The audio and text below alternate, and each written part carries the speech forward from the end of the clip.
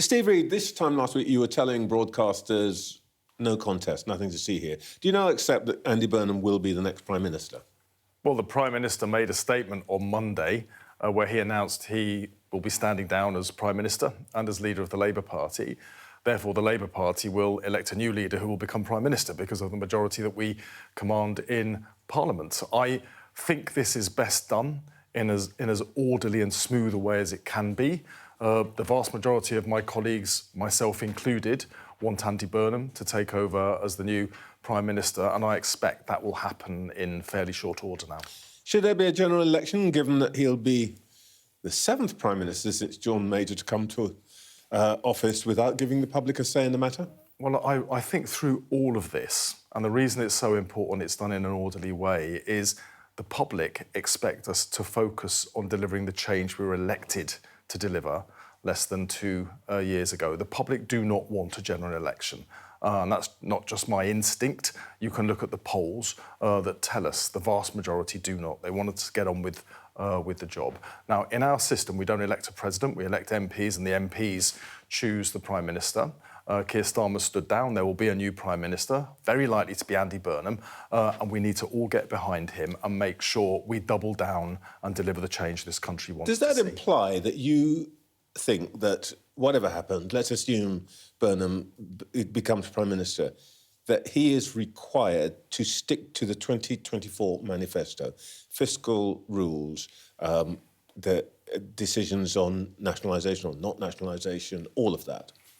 Well, we were elected on a manifesto, and Andy has made clear he's committed to that manifesto as well. So, of course, there are going to be changes of emphasis and changes of approach within that. But when it comes to the fundamentals, Andy has been clear he will stick to the fiscal rules that have delivered this country stability in the economy for the first time in over 15 years. And that's important because it keeps people's mortgages as low as they can be and speeds up investment. So no big changes of policy, like, for example, abandoning the triple lock, which some of his advisers are said to want to do. Well, there are conversations going on in Parliament all the time, but we're elected on a manifesto, and Andy is committed to that manifesto. Now, he'll want to change some things, and one of the areas he's talked about, and I think very excitingly, is devolution and handing more power directly to communities. Now, that is something that Andy and I have both been talking about for well over 10 years now. He did an exceptional job as the Mayor of Manchester. He's one of Labour's big success stories. It's one of the reasons he did so well in the Makerfield by-election, because people have seen the changes that he's made. Now, if we can push devolution further and faster, put more power into the regions of this country, we can see that kind of success in more parts of this country. You can't have it both ways. You can't say he's got to stick to the manifesto and then say, let's push devolution, which, for example, would mean, for example, giving mayors tax-raising powers. That would be the next step without a general election. You've got to put it to the people. It is in the manifesto that we're going to promote devolution, because we know, if you look at the country we inherited, it was being pulled apart by deep regional economic inequalities. Now, to challenge that, you've got to get power out of Whitehall and into the regions of this country, and even into the hands of people in their own communities. That is an agenda this government has been pursuing since the general election. Andy wants to put rocket boosters on it. That is entirely in line with our manifesto, and it's entirely in line with what many of us in the Labour Party have been talking about for a decade now. So I think you'll see changes of emphasis like that, but a commitment to the manifesto we were all elected on. Well, I want to come back to that in a second, but let's just talk about the issue of today. On defence, can you confirm the reports that Andy Burnham has seen the defence investment plan and has signed off on it? I have no idea about that, I'm afraid. I haven't spoken to Andy about the defence investment plan. What I can tell you is that since the general election, this government has increased spending on defence by more than any other government since the end of the Cold War. After we inherited from the Conservatives an army that was at its smallest size since the Napoleonic Wars, we committed to get investment in defence up to 2.5% of GDP over the lifetime of this Parliament. We have already gone beyond that after less than 2 years. And the Prime Minister will be making announcements through the Defence Investment Plan about billions of pounds further going into there are defence, arguments because we recognise the threat this country faces. We recognise that the first duty of this government is to keep the country safe. There are arguments about whether you have actually got to the level, but let's look at the broad picture. Here's what the former Chief of Defence Staff has written this morning about your defence policy.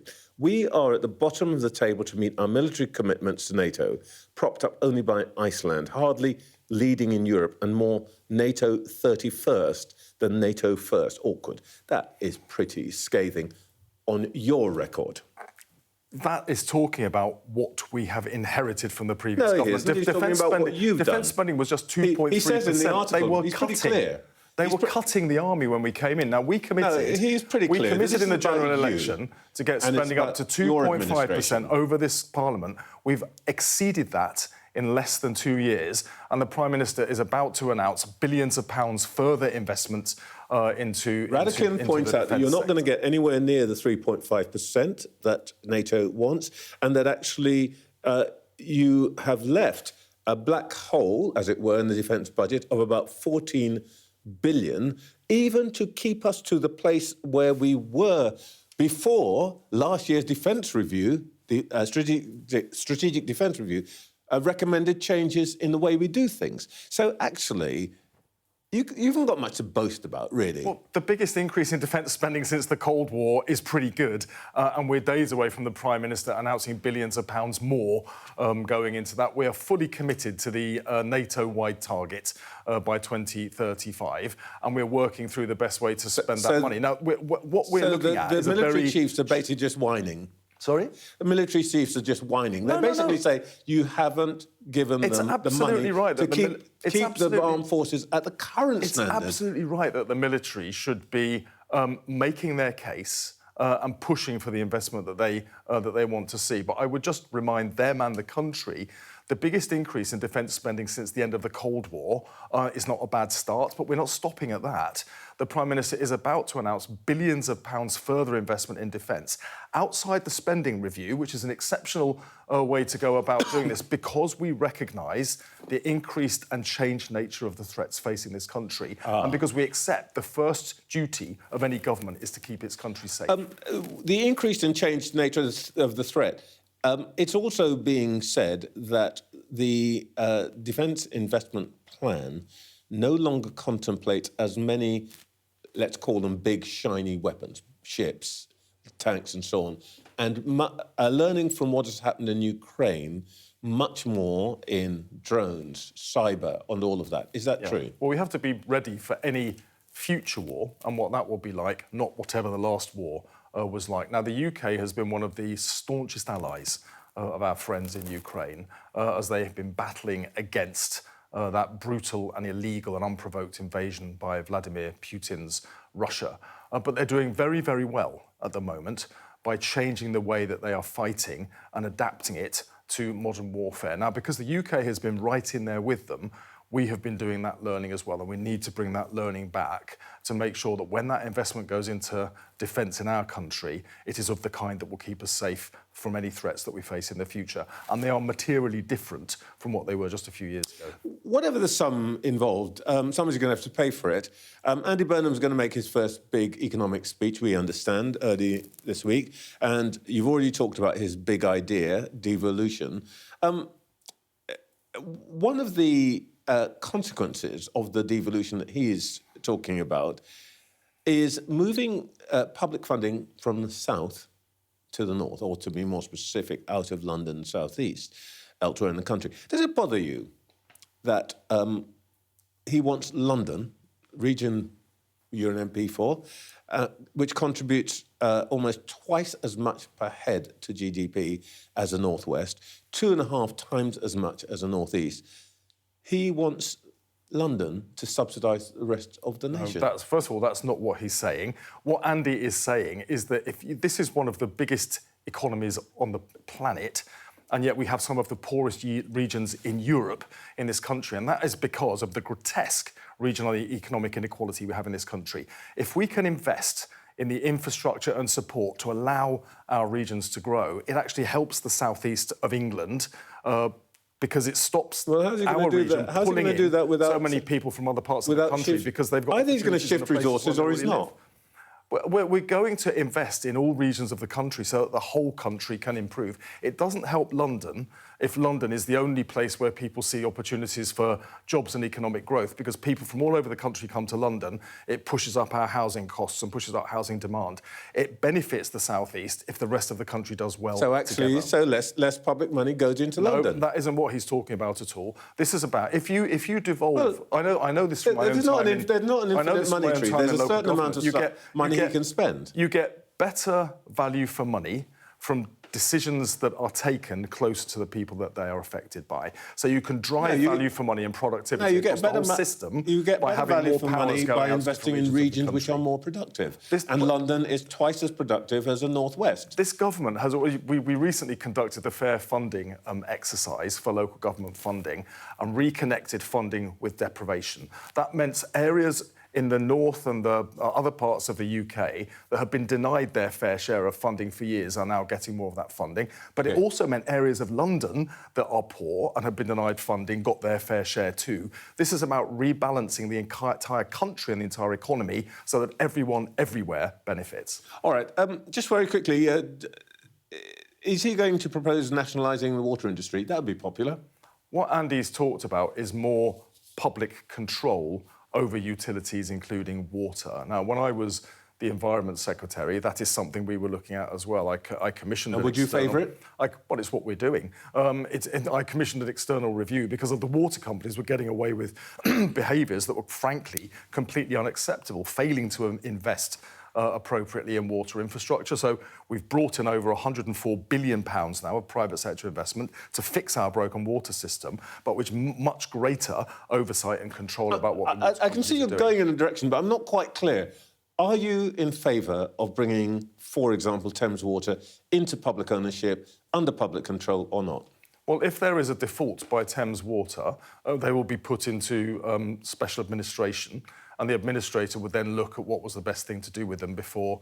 But you wouldn't do it. This would be because we've got to keep the taps open, rather than because you think it would be better to nationalise We them. clearly need more public oversight over the water companies, and there's a discussion to be had about the best way to do that. I commissioned a review. There's a Water Act going through Parliament now, which is intended to increase public oversight and customer control over the water companies, and much bigger sanctions for water companies that are letting their customers down, as they have done far too frequently in recent years. All right, we're going to get a new immigration bill this week.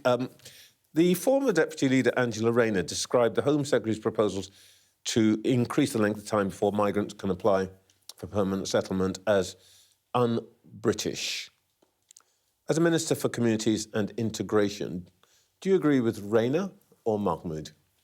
Well, I think the Home Secretary has brought forward proposals that will command the support of the vast majority of people in the country, let alone in my party. With the previous government, immigration went out of control. We had huge numbers of people coming into the country illegally because the Conservatives were not controlling the borders. Net migration today, with Shabana Mahmood as our Home Secretary, is 80% lower than it was when Robert Jenrick, then a Conservative, now in Reform, was at the Home Office. So that is a big proposals shift. are not un-British in your view? No, keeping secure borders is part of what governments have to do. But we need to have safe and secure routes so that people who have a right to come to this country, to seek asylum or to seek refuge, can come here and be supported. So you don't do that by losing control of your borders in the way the Conservatives... So just very quickly, is a yes or no. James Cleverly, who I spoke to a little earlier, has said that Mike Tapp should be sacked. Do you agree? That's the same James Cleverly who sat in a government where we've now reduced net migration by 80%. Should Mike Tapp when be sacked? he was in here. I'm not going to comment on disciplinary issues affecting my colleagues. I don't know the detail of it. I have seen in the press that he apologised for a tweet that he made. I just wanted to return to the Prime Minister. He will be gone in 3 weeks' time. First of all, let me just ask you, what do you make of the claim that Andy Burnham would be Labour's first woman Prime Minister because, I'm quoting here from a senior Labour source, he is genuinely passionate about what this senior Labour colleague described as, quote, traditionally female-oriented issues and much less about bombs and budgets, which I assume they mean are boy jobs. What do you make of that? Well, first of all, it's a strange phrase, isn't it? Because Andy clearly is a man. But beyond that, it's quite right the Prime Minister should be focused on issues affecting women. That's over half of our country. We've got an epidemic in this country of violence against women and girls. Come on. There's a glass ceiling that affects women in many, many careers. Any government that cares about this country should be looking at how we support women to do that. A senior colleague use the word, he will be our first woman Prime Minister? It's a very strange phrase, isn't it? But he will be committed to supporting women. Somebody's gone out of their mind, right? Sorry? Somebody's gone out of their mind. It's a very strange phrase because Andy clearly is a man, but he's going to be focused on making sure that we open up opportunities to women and that we tackle the problem that we've got with violence against women and girls in this country because it's become an epidemic and there were insufficient sanctions against men who are getting away with abusing women. May I just ask you very briefly, finally, one of the things that I think that we learnt from Makerfield, and we heard a lot of it on the doorstep, and I know you've heard it, the country seems to have really taken a dislike to Keir Starmer, over and beyond the impact of any policy mistakes he might have made or the whole issue of whether he's got charisma or not. But you hear it on the doorsteps. People took a visceral dislike to him.